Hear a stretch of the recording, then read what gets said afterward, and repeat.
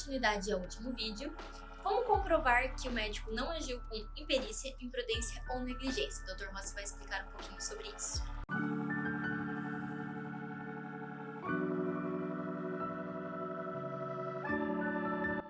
Para apresentar para você de uma maneira mais fácil e didática, nós escolhemos alguns casos, algumas jurisprudências recentes, alguns julgados, melhor dizendo, recentes de alguns tribunais brasileiros, para ilustrar como isso acontece, como você, profissional médico, deve agir, ou melhor, deve se prevenir para que possa, no caso de uma ocorrência como essa, você possa então usar os mecanismos e instrumentos necessários para a sua defesa.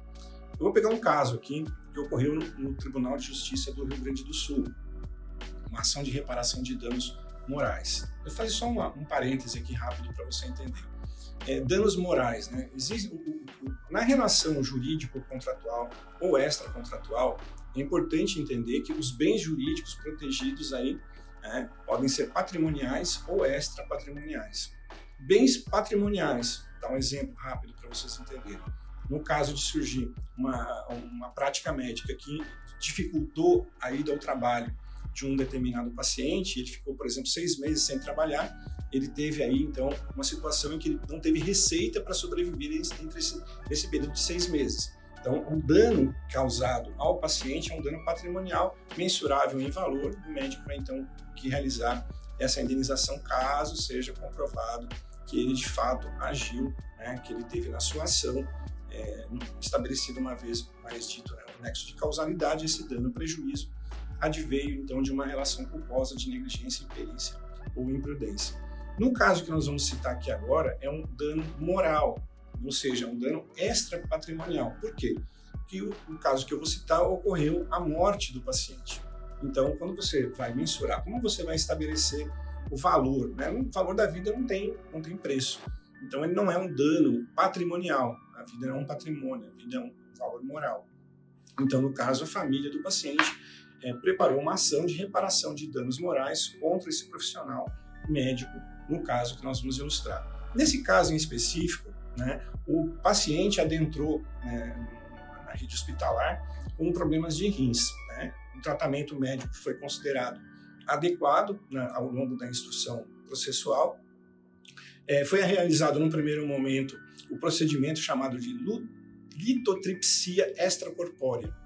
Os médicos entendem melhor o que é isso, que é uma situação muito específica indicada para esse caso em específico que nós estamos analisando. Mas houve um agravamento do quadro de saúde desse paciente e houve uma necessidade de uma intervenção cirúrgica de urgência. Nessa situação em que eu estou descrevendo, houve a ablação do rim direito do autor, e em razão disso foi necessária essa cirurgia de urgência.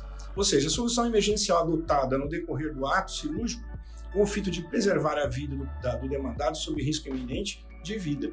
Ou seja, dentro de um curto espaço de tempo, a equipe médica ou o médico, no caso específico aqui, que foi demandado, precisou tomar uma série de decisões rápidas, e essas decisões rápidas, muitas vezes, muito embora corretas, diga-se de passagem, não são suficientes para salvar a vida de um paciente em razão de um agravamento de um quadro. Dentro dessa situação, como eu acabei de dizer, foi considerado ao longo da instrução que as atitudes tomadas pelo médico ao longo desse tratamento, dessa situação emergencial, da chegada do paciente, do primeiro tratamento e da circunstância que adveio em razão de um problema que se agravou, foi necessária essa cirurgia de urgência e essa cirurgia de urgência não foi capaz de manter a vida do paciente. Ora, dentro dessa situação normal, então, que nós estamos citando, apesar de ter ocorrido a morte do paciente, que é lamentável, mas o médico agiu e conseguiu demonstrar, e aí vem a pergunta que você apontou, através dos seus registros, e registros e da própria equipe médica, provas testemunhais que comprovaram que o médico, ao longo desse caso, agiu adequadamente, ou seja, não houve um erro de diagnóstico que pode acontecer, e diga-se de passagem, um erro de diagnóstico necessariamente não é indenizável. Isso é uma coisa que nós vamos apontar na sequência. Nesse caso, o diagnóstico foi correto, a cirurgia de emergência foi necessária, mas infelizmente o paciente não reunia forças suficientes para se manter vivo diante do agravamento do caso. Ele foi dado, então, um caso como improcedente e não houve a responsabilização do médico nessa situação que nós acabamos de descrever. Então é importante que você, médico, ao longo de uma situação, seja ela de emergência, de urgência ou de um tratamento maior, de mais longo prazo, você tenha os bons registros de tudo que foi feito, né, a necessidade de um bom prontuário, assim como o esclarecimento da equipe médica que te acompanha. Veja só que nesse caso aqui, só para a gente ilustrar, em razão da urgência e da emergência, não foi possível obter o consentimento, o termo de consentimento do paciente. A decisão teve que ser tomada abruptamente para tentar salvar a vida do paciente. Então, muita gente pode pensar, mas o paciente não escolheu, nem os familiares. Ora, se o paciente não tinha condições de definir e assinar um termo de consentimento, muito menos havia tempo necessário para que a família se manifestasse e também assinasse esse termo de consentimento. Então, o termo de consentimento é um documento importante? Mas nem sempre vai ser possível usá-lo. E não podendo usar o termo de consentimento, é importante que as decisões tomadas estejam, então, dentro de uma realidade que possam ser comprovadas num tribunal. E isso é fundamental para que nós consigamos aí a absolvição do médico numa situação como essa aqui que ocorreu no Tribunal Gaúcho, né, há não muito tempo atrás. Doutora, diante desse caso que eu acabei de citar, fazer uma breve narração, seria interessante também que ficasse claro um caso de condenação, do porquê que às vezes ocorre a condenação de um médico diante de uma situação levada a juízo. Caso nós estamos falando mais necessariamente das responsabilidades civis, né? A gente vai falar oportunamente das penais. Então, eu recentemente vi um caso também do Tribunal Gaúcho, em que uma paciente com câncer de mama, ela foi submetida a uma mastectomia, só que essa mastectomia, o médico ele tinha orientado a fazer de forma parcial. E na realidade, a mastectomia dela, ela precisava fazer de forma radical, tirando, né, toda a glândula mamária. Então, o que houve quando esse processo ele foi submetido à crivo do judiciário? O juiz entendeu que houve uma imperícia do médico, condenou ele, foi responsabilizado, porque na prova pericial foi comprovado que ele não agiu, né, com as melhores técnicas. Ele não observou que a mastectomia necessária para a cura da paciente, para a melhora da saúde dela, era uma mastectomia radical, e ele optou por uma mastectomia parcial. Aí, nesse caso, a prova pericial na própria paciente foi realizada, né, com os exames, laudos, foi constatado isso, por isso ele foi condenado. Eu mencionei na narrativa anterior, né, as provas testemunhais, o prontuário, mas, e a doutora apontou com muita inteligência, a perícia médica, né, ela é fundamental muitas vezes, né, principalmente no caso de condenação, né, como esse descrito por ela, né, faz parte desse conjunto probatório que os advogados que defendem os médicos precisam estar muito atentos, né, no acompanhamento. Infelizmente, nesse caso, nós tivemos aí uma situação de condenação. E na sequência agora nós vamos falar de mais um caso de absolvição para ilustrar o que nós estamos falando aqui nesse vídeo. Para dar continuidade, então, nessas narrativas de casos em que você, médico, pode entender melhor através da explanação de uma situação que ocorreu de fato nos tribunais brasileiros, eu vou citar uma outra situação em que houve a absolvição do médico. O paciente chegou em uma determinada situação com problemas respiratórios e foi necessário ser feita uma traqueostomia de urgência, né, para que ele não viesse, então, a óbito em razão da falta de ar nos pulmões. O que aconteceu? Que essa traqueostomia de urgência, através de uma prova pericial, que o médico foi demandado judicialmente, foi comprovado que ela foi feita rigorosamente dentro das técnicas médicas atuais, né, que estavam sendo praticadas naquele momento. Só que essa traqueostomia causou ao paciente não só a perda da voz, mas dificuldades respiratórias, ou seja, o dano ocorrido após essa cirurgia de urgência persistiu, né, e ele teve, no caso, isso vai variar muito, mas, por exemplo, se o paciente é um professor ou um radialista, por exemplo, que perde a capacidade vocal no seu trabalho, né, um palestrante, professor, radialista, enfim, é claro que você vai ter aí danos morais acumulados com danos materiais, né, no caso, danos materiais e extrapatrimoniais. Mas, no caso, o que foi determinante para demonstrar que as técnicas utilizadas foram as mais adequadas e atuais. Por que é importante falar de técnicas adequadas e atuais? Que é dever do médico, né? A gente está lá no Código de Ética do Médico, está sempre atualizado com as melhores práticas. A medicina evolui muito rapidamente, principalmente agora, nesses últimos anos, com toda a tecnologia que nós temos aí, nós estamos falando em cirurgias robotizadas agora, né?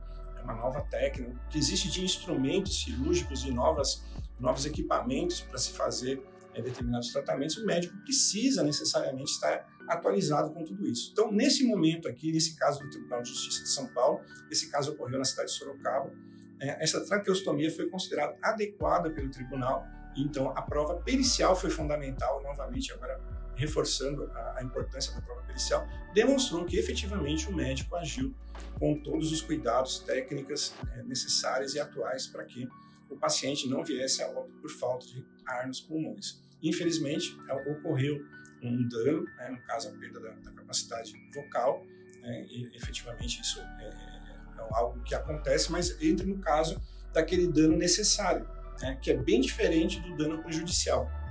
O dano prejuízo é um dano que advém de algo que não é necessário, mas a traqueostomia era necessária naquele momento para que ele pudesse continuar respirando e manter-se vivo. Esse é um caso também de absolvição lá do Tribunal de São Paulo e, na sequência, agora vamos ver mais alguns casos para que você possa compreender melhor a importância do médico entender com mais precisão a sua atividade e se resguardar para que não venha a sofrer nenhum tipo de ação contra ele. Bom, dando continuidade, então, um caso em que houve uma condenação diferente do exposto pelo Dr. Rossi, em que houve a absolvição do médico. No Tribunal de Justiça de São Paulo, o médico foi condenado por negligência médica. No caso, o paciente, ele era um bebê e também uma mãe que estava dando à luz. Houve uma demora para acontecer o parto, ocasionando diversos prejuízos neurológicos para esse bebê, causando dificuldade de respiração, na própria cognição dele, dificuldade para aprender a falar e tudo mais. Nesse caso, como que foi apurado? Como que o juiz apurou a responsabilidade do médico? Ele pediu uma perícia nos prontuários médicos. E o perito, então, ele deixou bem claro no seu estudo que não houve como constatar que não houve a negligência do médico. Por quê? Porque o prontuário estava incompleto. Então, nesse caso, se o médico tivesse sido bem detalhista no prontuário, mencionado a hora exata do parto, quanto tempo a mãe já estava em trabalho de parto, poderia acabar tirando essa responsabilidade dele e então absolvendo ele e não o condenando. Então aí a gente mostra o quão importante é deixar todos os documentos de forma correta, de forma completa também, para um auxílio numa eventual ação judicial. Só um adendo a esse caso, isso vem ao encontro do que nós estamos nos propondo aqui nesse trabalho, de um trabalho educativo e informativo. A gente sabe que a vida, o dia a dia do médico é muito corrido, A gente sabe que muitos deles fazem plantões, viram noites, e são muitas consultas, muitos atendimentos, mas é fundamental o preenchimento do prontuário. Vejam você que nesse caso, como eu disse antes no primeiro vídeo, a negligência é a mais difícil do advogado defender.